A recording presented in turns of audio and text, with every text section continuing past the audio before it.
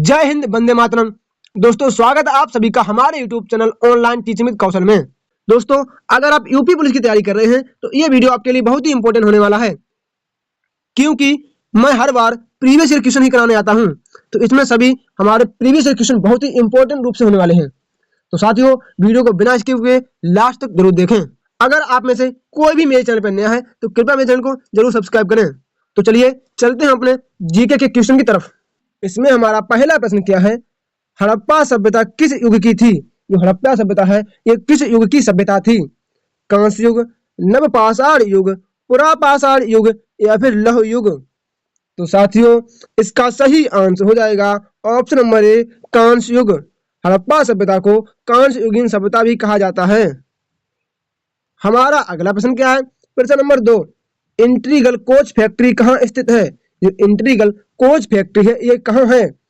पेराम्बूर, चित्तरंजन, मुंबई या फिर कोलकाता?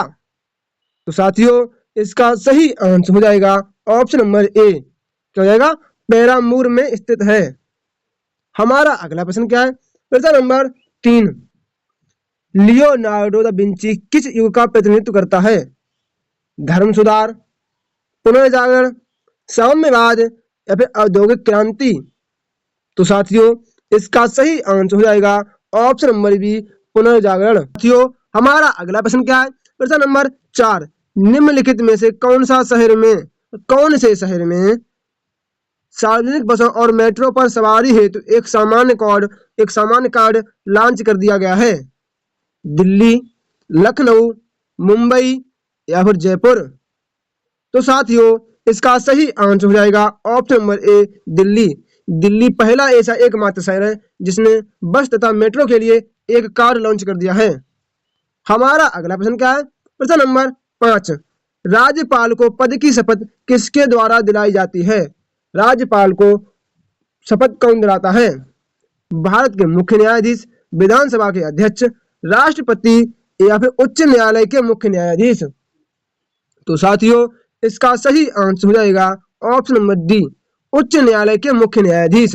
हमारा अगला प्रश्न क्या है? प्रश्न नंबर 7, अलकनंदा और भागीरथी नदियों का संगम स्थल है। तो अलकनंदा और भागीरथी नदियां हैं ये कहाँ पर मिलती हैं? रुद्रप्रयाग, देवप्रयाग, हरिद्वार या फिर केदारनाथ? तो साथियों, इसका सही आंसर हो जाएगा ऑप्शन नंबर बी, देवप्रयाग। हमारा अगला प्रश्न क्या है? प्रश्न नंबर 8, ट्रांसफार्मर क्या है? ट्रांसफार्मर है ये क्या कार्य करता है? ऑप्शन नंबर ए है डीसी को एसी में बदलता है। ऑप्शन नंबर बी है एसी वोल्टता को घटाने और बढ़ाने में प्रयोग होता है। ऑप्शन नंबर सी है एसी वोल्टता को डीसी में परिवर्तित करता है। या फिर ऑप्शन नंबर डी, वैद्युत ऊर्जा को यांत्रिक ऊर्जा में परिवर्तित करता है। तो साथियों, इसका सही आंसर हो जाएगा ऑप्शन नंबर बी, एसी वोल्टता को बढ़ाने और घटाने में इसका प्रयोग करते हैं। साथियों, हमारा अगला प्रश्न क्या है? प्रश्न नंबर 9, उत्पादन फलन किसके बीच संबंधित है? जो फलन का उत्पादन है ये किसके बीच संबंधित है? उत्पादन और लाभ, उत्पादन और कीमतें, उत्पादन और उत्पादन कारक, उत्पादन और आय? तो साथियों, इसका सही आंसर हो जाएगा ऑप्शन नंबर सी, उत्पादन और उत्पादन कारक। हमारा अगला प्रश्न क्या है? प्रश्न नंबर 10, निम्नलिखित में से किसने मिस वर्ल्ड 2017 खिताब जीता? मिस वर्ल्ड 2017 खिताब किसने जीता? तो इसका सही आंसर हो जाएगा option number B, Manushi Chhillar. जो मानुषी छिल्लर है इनका जो संबंध है वो हरियाणा राज्य से, कहां से? हरियाणा राज्य से इनका संबंध है।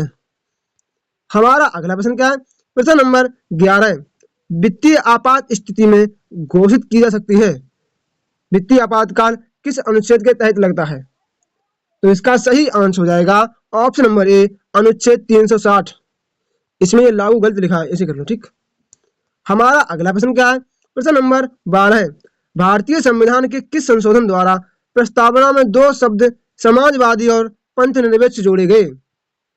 संविधान का ऐसा कौन सा संशोधन है जिसमें प्रस्तावना में समाजवादी और पंथनिरपेक्ष दो शब्द जोड़े गए? तो इसका सही आंसर हो जाएगा ऑप्शन नंबर बी, 42वां संविधान संशोधन। हमारा अगला प्रश्न क्या है? प्रश्न नंबर 13, निम्नलिखित में से कौन सा युग्म सही सुमेलित नहीं है? इनमें से कौन सा युग्म सही सुमेलित नहीं है? तो इसका सही आंसर क्या हो जाएगा?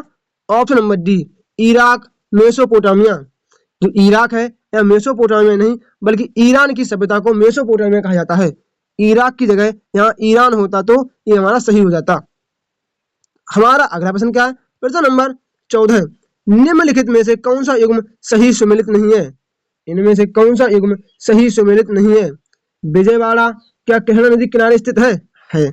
अजमेर लूनी नदी किनारे स्थित है? हाँ है। श्रीनगर चेनाब नदी किनारे स्थित है? नहीं, यही गलत है हमारा। ऑप्शन नंबर सी हमारा सही आंसर हो जाएगा।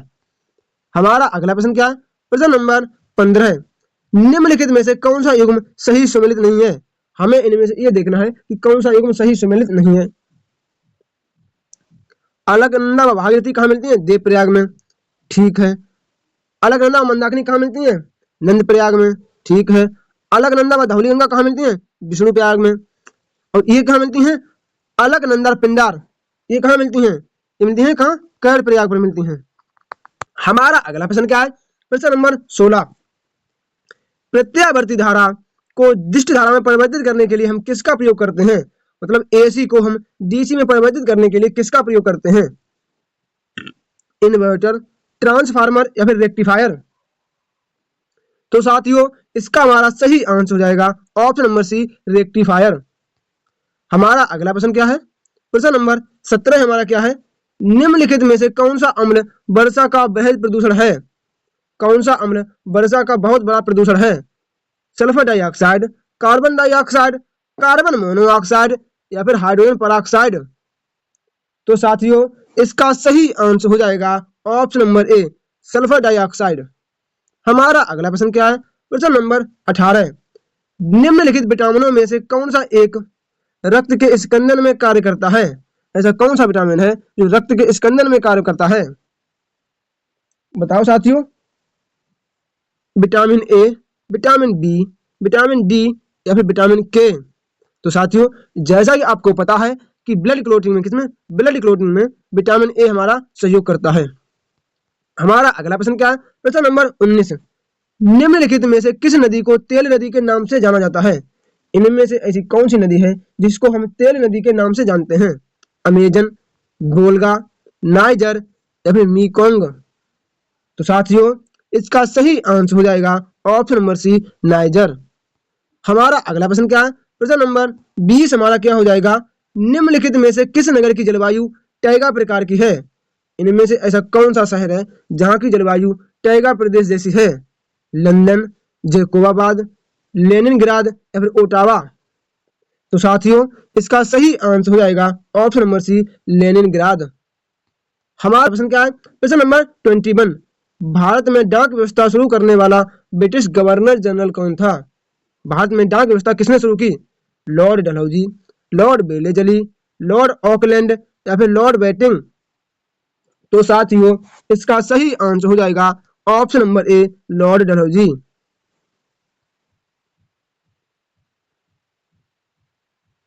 हमारा अगला प्रश्न क्या है? प्रश्न नंबर 22, मिडवे की लड़ाई में किस देश की नौसेना ने जापानी नौसेना बेड़े को निर्णायक रूप से पराजित कर दिया था? मिडवे की लड़ाई है उसमें किस देश की नौसेना ने जापान की नौसेना को हरा दिया था? चीन, भारत, अमेरिका या फिर ब्रिटेन। तो साथियों इसका सही आंसर हो जाएगा ऑप्शन नंबर सी, अमेरिका। हमारा अगला प्रश्न क्या है?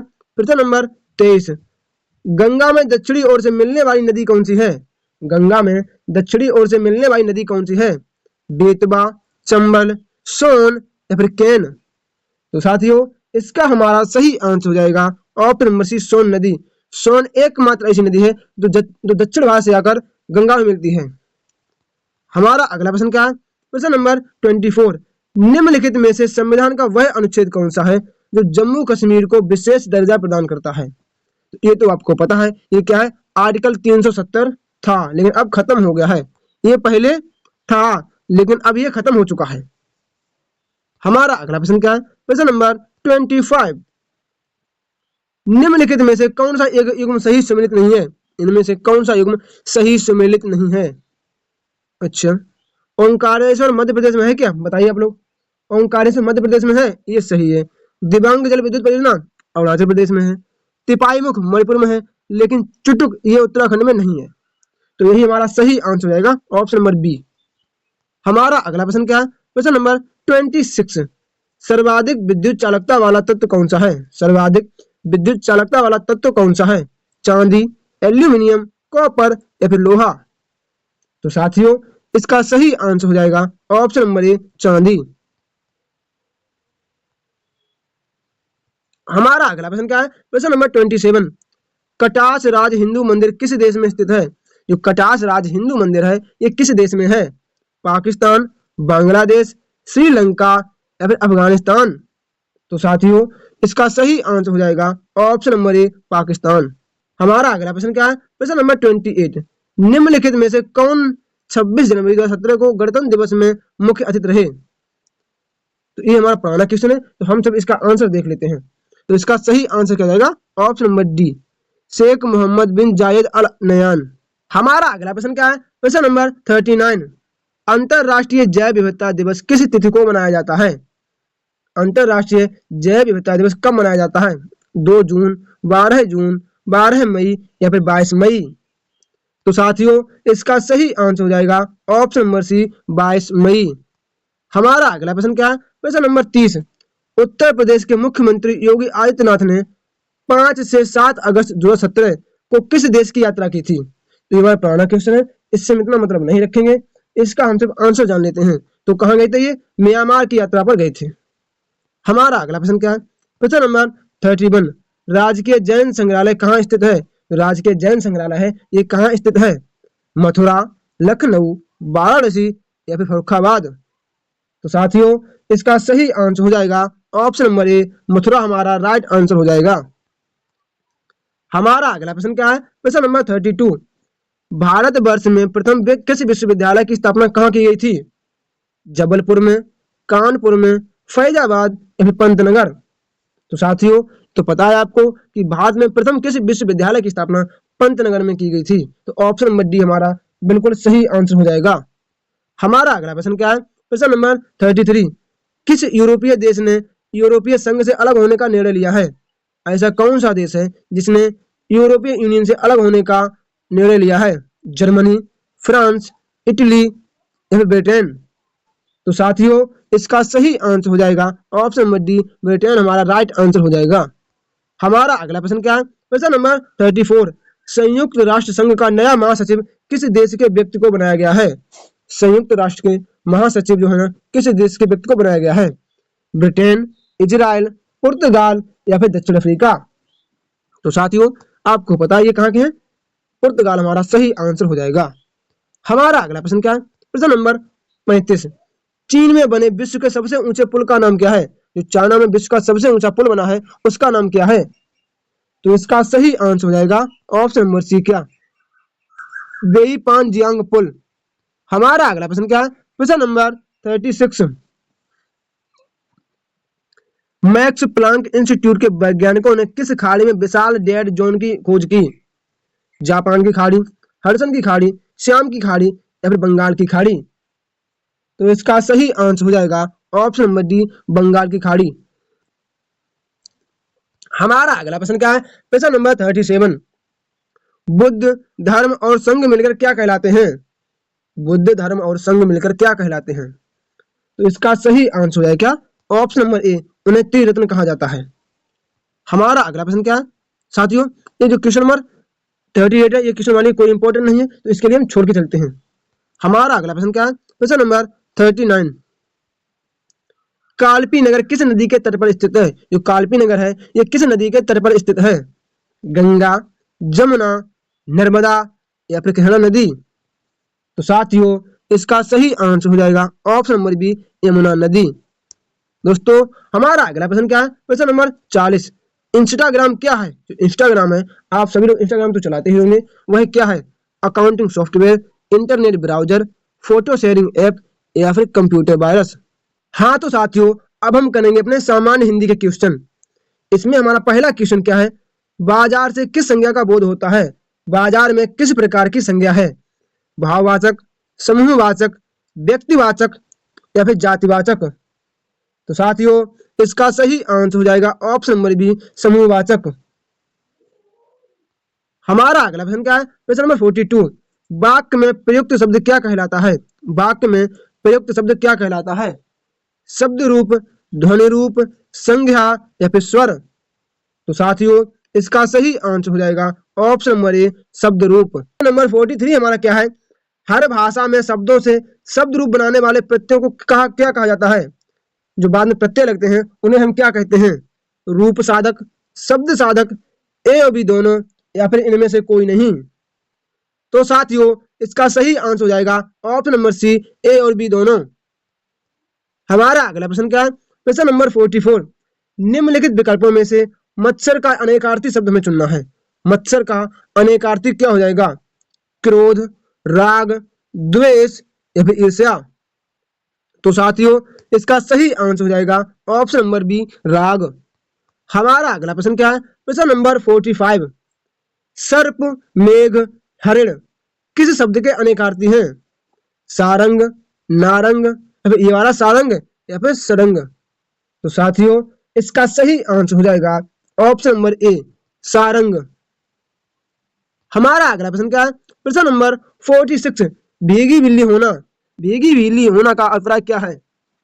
भीग जाना, बिल्ली की आवाज निकालना, डर जाना या फिर सर्दी लग जाना? तो साथियों इसका सही आंसर हो जाएगा ऑप्शन नंबर सी, डर लग जाना।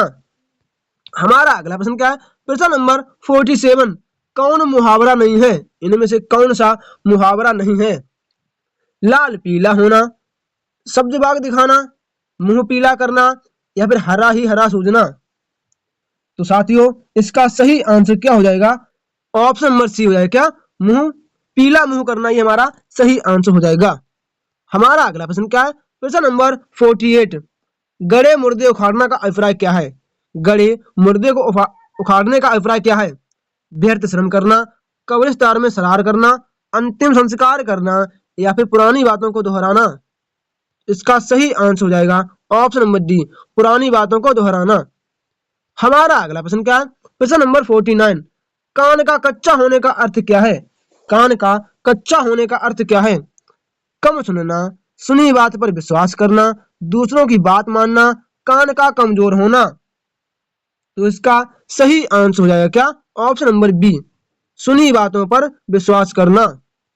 हमारा अगला प्रश्न क्या है? प्रश्न नंबर 50, निम्नलिखित में से कौन सा वाक्य शुद्ध है? इसमें से कौन सा वाक्य शुद्ध रूप से लिखा है? पिताजी बाजार से सब्जी लाया, गलत। पिताजी ने बाजार से सब्जी लाई, गलत। पिताजी बाजार से सब्जी लाए, तो ऑप्शन नंबर सी हमारा सही आंसर हो जाएगा। हमारा अगला प्रश्न क्या है? प्रश्न नंबर 51, निम्नलिखित में से कौन सा वाक्य शुद्ध है? इनमें से कौन सा वाक्य शुद्ध है? बातें करते करते हमने रात बिता दी, यही हमारा सही हो जाएगा क्या, बातें करते करते हमने रात बिता दी। अगला हमारा प्रश्न क्या है? प्रश्न नंबर 52, इसमें से भी हमें शुद्ध वाक्य चुनना है। तो देखो, दुकानदार ने ताला खोला, क्या ये सही है? यही हो जाएगा ऑप्शन नंबर ए, सही हो जाएगा। हमारा अगला प्रश्न क्या है? प्रश्न नंबर 53, सप्तऋषि में समास है। सप्तऋषि में कौन सा समास है? कर्मधारय, तत्पुरुष, द्वंद्व या फिर द्विगु? तो साथियों इसका सही आंसर हो जाएगा ऑप्शन नंबर सी, द्वंद्व समास। हमारा अगला प्रश्न क्या है? प्रश्न नंबर 54, यथाशक्ति में कौन सा समास है? यथाशक्ति में कौन सा समास है?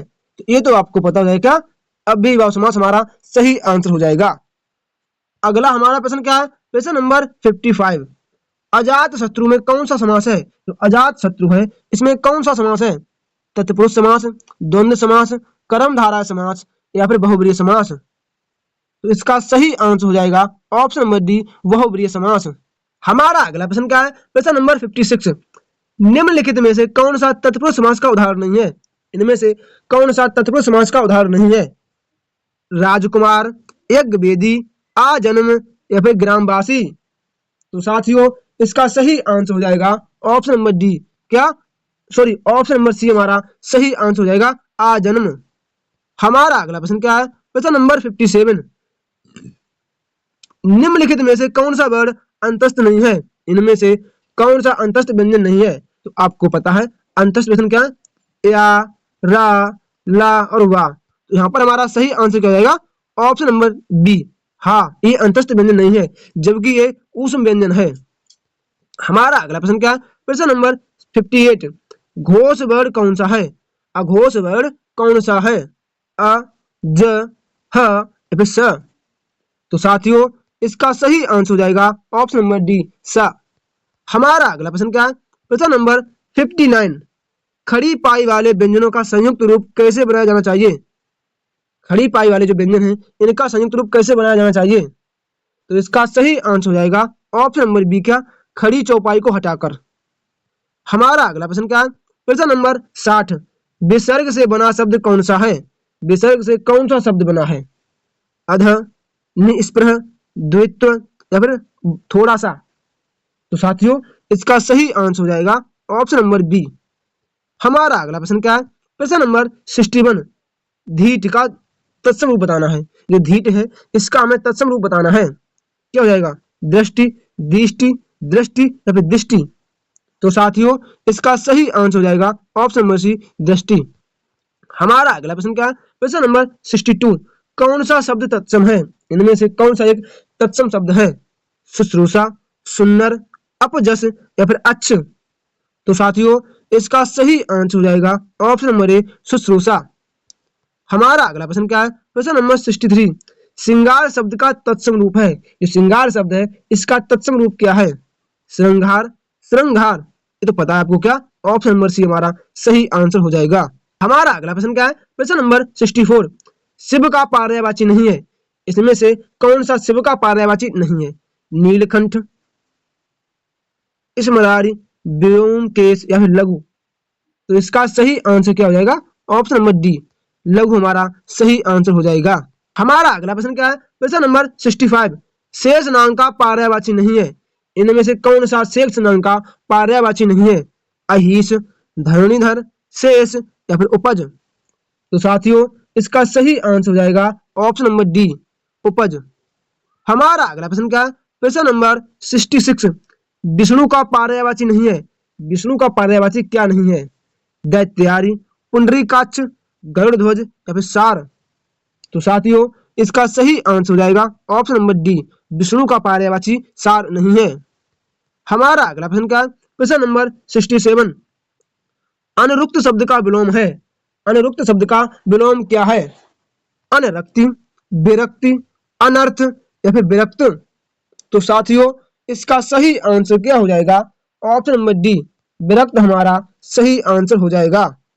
हमारा अगला प्रश्न क्या है? प्रश्न नंबर 68। अर्जन शब्द का विलोम है। अर्जन शब्द का विलोम क्या है? अर्जित, बेनन, अमरत या फिर अनर्थ। तो साथियों, इसका सही आंसर हो जाएगा ऑप्शन नंबर बी, वेनन। हमारा अगला प्रश्न क्या है? प्रश्न नंबर 69। रहमन पानी राखिए, बिन पानी सब सून, पानी गए न उबरे, मोती मानुष चून। इन पंक्तियों में कौन सा अलंकार है? यमक, अनुप्रास, श्लेष या फिर उपमा। तो साथियों, इसका सही आंसर हो जाएगा ऑप्शन नंबर सी, श्लेष अलंकार। हमारा अगला प्रश्न क्या है? प्रश्न नंबर 70। चरण कमल बंदव हरिराई। चरण कमल बंदव हरिराई में कौन सा अलंकार है? श्लेष, रूपक, उपमा या फिर यमक। तो साथियों, इसका सही आंसर हो जाएगा ऑप्शन नंबर बी, रूपक अलंकार। हमारा अगला प्रश्न क्या है? प्रश्न नंबर 71। जिस परिस्थिति को देखकर स्थायी भाव जागृत होते हैं, वह क्या कहलाते हैं? आलंबन, अनुभाव, संचारी भाव या फिर उद्दीपन। तो साथियों, इसका सही आंसर हो जाएगा ऑप्शन नंबर डी। हमारा अगला प्रश्न क्या है? प्रश्न नंबर 72। परागकथन में प्रयुक्त उपसर्ग का नाम लिखो। परागकथन में कौन सा उपसर्ग है? प्रा, पराग, पाक या फिर फलक। तो साथियों, इसका सही आंसर हो जाएगा ऑप्शन नंबर बी, पराग। हमारा अगला प्रश्न क्या है? प्रश्न नंबर 73। रस का शाब्दिक अर्थ क्या है? रस का शाब्दिक अर्थ क्या है? आभूषण, रोशनी, आनंद या फिर इनमें से कोई नहीं। तो इसका सही आंसर हो जाएगा ऑप्शन नंबर सी, आनंद।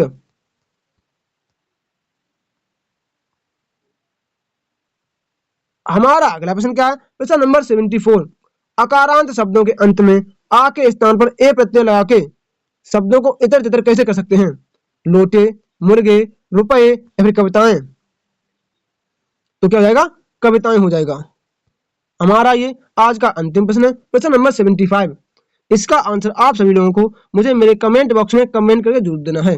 दोस्तों, आज का ये वीडियो आपको कैसा लगा है कृपया मुझे मेरे कमेंट बॉक्स में कमेंट करके जरूर बताएं। दोस्तों, मिलते हैं अपने अगले वीडियो में एक नया टॉपिक को लेकर। तो साथियों, तब तक के लिए जय श्री राम, राधे राधे।